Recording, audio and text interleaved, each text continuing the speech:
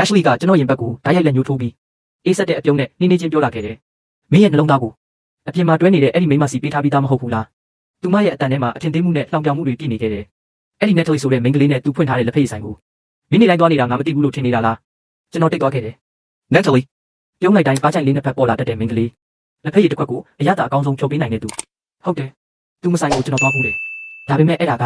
အေဂျင့်တဲ့အချိန်လေးတချို့ရဖို့ပဲ။ဆိုင်ထဲမှာအမြဲတမ်းလက်ဖက်ရည်နဲ့တင်းတင်းလေးပြည့်နေတတ်ပြီးတိတ်ဆိတ်လုံးလို့စိတ်အေးစီတဲ့ Natalie ကကျွန်တော်အတိတ်ကိုမမေးခဲ့ဘူး။တိတ်တိတ်လေးလက်ဖက်ရည်တစ်ခွက်ဖြုတ်ပေးပြီးတခါတလေစကားနည်းနည်းပြောပြတာကတော့ကျွန်တော်ကိုအားပေးတယ်လို့ဖြစ်နေခဲ့တယ်။ကျွန်တော်တို့နှစ်ယောက်ကြားဘာမှထူးခြားတဲ့ဆက်ဆံရေးရှိလာမယ်လို့တခါမှမတွေးဘူး။ဒါပေမဲ့ Ashley ကကျွန်တော်ကိုဂရုမစိုက်တဲ့သူလိုပြုမှုနေပြီး Natalie ရှိတာတော့သိနေမယ်လို့မထင်ခဲ့ဘူး။အဲ့ဒီအချိန်မှာ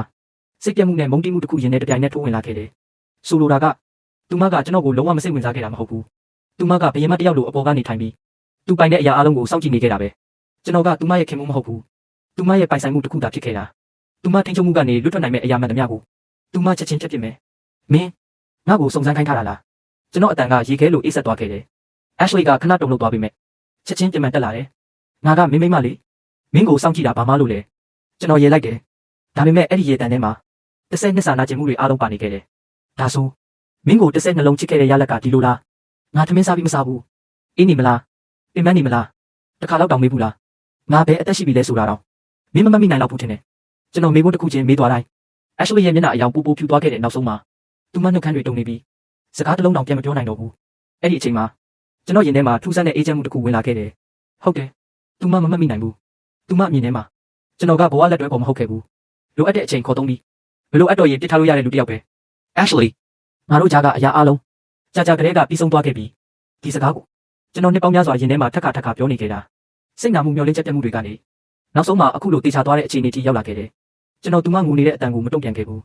ကျမ်းပေါ်ကျနေတဲ့အိတ်ကိုကောက်ယူပြီးတကားဘက်လျှောက်သွားခဲ့တယ်ဒီတစ်ခေါက်တော့ Ashley ကမတားတော့ဘူးကျွန်တော်တကားလက်ကင်ကိုကင်လိုက်ချိန်မှာနောက်ဆုံးစကားတစ်ခုပြောလိုက်တယ်ရှင်းနေကနေကွာရှင်းစာချုပ်အစ်စ်ပို့ပေးမယ်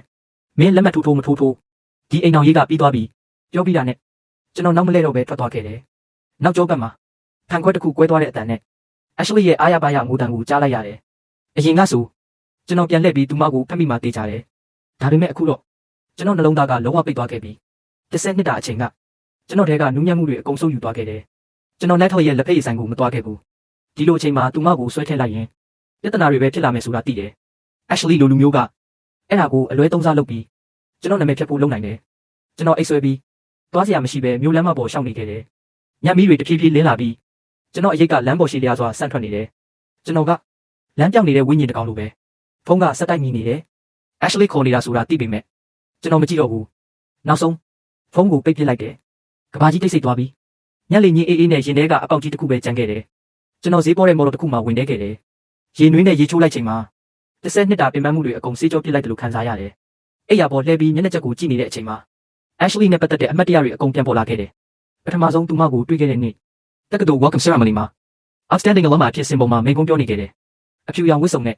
လက်မဲလင်းလိုအေးမြလှပနေခဲ့တဲ့ Ashley အဲ့ဒီတစ်ချိန်ကြည့်လိုက်တာနဲ့ကျွန်တော်အချစ်ကျသွားခဲ့တယ်နောက်မှသိလာရတာကသူမက CX Empire ရဲ့အမွေဆက်ခံသူလူတိုင်းမကြည့်ရတဲ့မိန်းကလေးဒါပေမဲ့ကျွန်တော်ကတော့ကြေးလက်ကစင်းရဲသားကောင်လေးတစ်ယောက်သာအယောင်တောင်ဖြော့သွားတဲ့အဝတ်စားတွေဝတ်ပြီးလက်ဆောင်ကောင်းကောင်းတောင်မဝယ်နိုင်တဲ့သူ